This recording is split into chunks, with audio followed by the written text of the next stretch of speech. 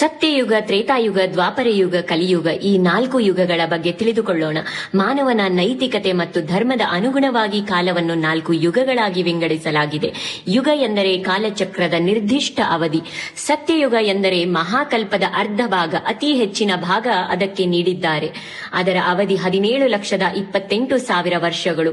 100ರಷ್ಟು ಜನ ದೇವಾಂಶ ಸಂಭೂತರು, ಸತ್ಯವಂತರು, ನಿಷ್ಕಲ್ಮಶ ಗುಣವುಳ್ಳವರು, ಆರೋಗ್ಯವಂತರು, ಇಂದ್ರಿಯ ನಿಗ್ರಹ ಉಳ್ಳವರು, ಕಣ್ಣೀರು ಇರುತ್ತಿರಲಿಲ್ಲ, ನಾಜೂಕು ಜನರು, ಪುಣ್ಯವೇ ಹೆಚ್ಚು ಇರುತ್ತಿತ್ತು, ಗಂಡು ಹೆಣ್ಣಿನ ಭೇದ ಭಾವ ಇರುತ್ತಿರಲಿಲ್ಲ, ಪ್ರೇಮ ಭಾವವೇ ತುಂಬಿತ್ತು, ಎಲ್ಲರೂ ಸಮಾನವಾಗಿ ಬಿಲ್ವಿದ್ಯೆ, ವಿದ್ಯೆ, ಶಾಸ್ತ್ರಗಳನ್ನು ಕಲಿತಿದ್ದರು.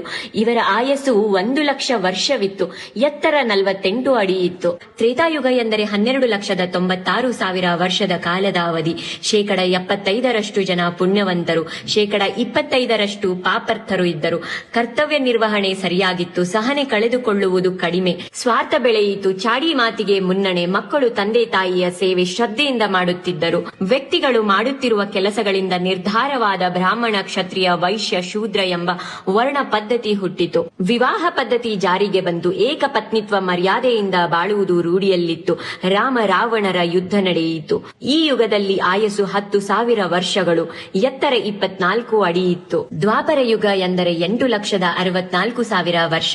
ಇಲ್ಲಿ ಕರ್ತವ್ಯ ಲೋಪ, ಸ್ವಾರ್ಥತನ, ಆಸೆ ಅತಿ ಹೆಚ್ಚು. ಅದನ್ನು ತೀರಿಸಿಕೊಳ್ಳಲು ಹೀನಾಯ ಸ್ಥಿತಿಗೆ ಹೋದರು.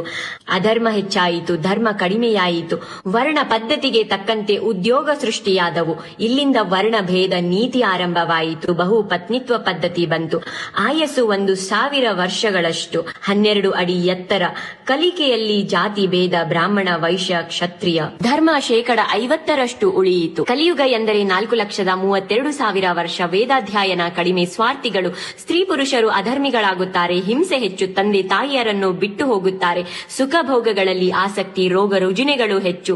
ಅರಿಷಡ್ವಗಳು ಅಂದ್ರೆ ಮನಸ್ಸಿನ 6 ಶತ್ರುಗಳಿಗೆ ದಾಸರಾಗುತ್ತಾರೆ. ಅವುಗಳು ಕಾಮ, ಕ್ರೋಧ, ದುರಾಸೆ, ಅಹಂಕಾರ, ಮೋಹ, ಅಸೂಹೆ, ಸೋಮಾರಿತನ.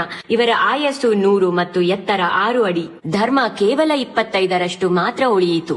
ಈ 4 ಯುಗಗಳು ಸೇರಿದಾಗ ಒಂದು ಚಾತುರ್ಯುಗವಾಗುತ್ತದೆ. ಇಂತಹ 1000 ಚಾತುರ್ಯುಗಗಳು ಸೇರಿದರೆ ಬ್ರಹ್ಮನ ಒಂದು ಹಗಲು. ಇದನ್ನು ಒಂದು ಕಲ್ಪ ಎನ್ನುತ್ತಾರೆ. ಮನ್ವಂತರ ಎಂಬುದು ಬ್ರಹ್ಮನ ಒಂದು ಕಲ್ಪ, ಅಂದ್ರೆ ಒಂದು ದಿನದ ಒಳಗಿನ ಉಪವಿಭಾಗ. ಪ್ರತಿಯೊಂದು ಕಲ್ಪದಲ್ಲಿ 14 ಮನ್ವಂತರಗಳು ಇರುತ್ತವೆ ಮತ್ತು ಪ್ರತಿಯೊಂದು ಮನ್ವಂತರವನ್ನು ಒಬ್ಬ ಮನು ಅಂದ್ರೆ ಮಾನವ ಧರ್ಮದ ನಾಯಕ ಆಳುತ್ತಾನೆ. ನಾವೀಗ 7ನೇ ಮನ್ವಂತರದಲ್ಲಿ ಜೀವಿಸುತ್ತಿದ್ದೇವೆ ಮತ್ತು ಇದರ ನಾಯಕ ವೈವಸ್ವತ ಮನು ಆಗಿದ್ದಾನೆ. ಜೈ ಶ್ರೀಕೃಷ್ಣ. ರಾಧೇ ರಾಧೇ.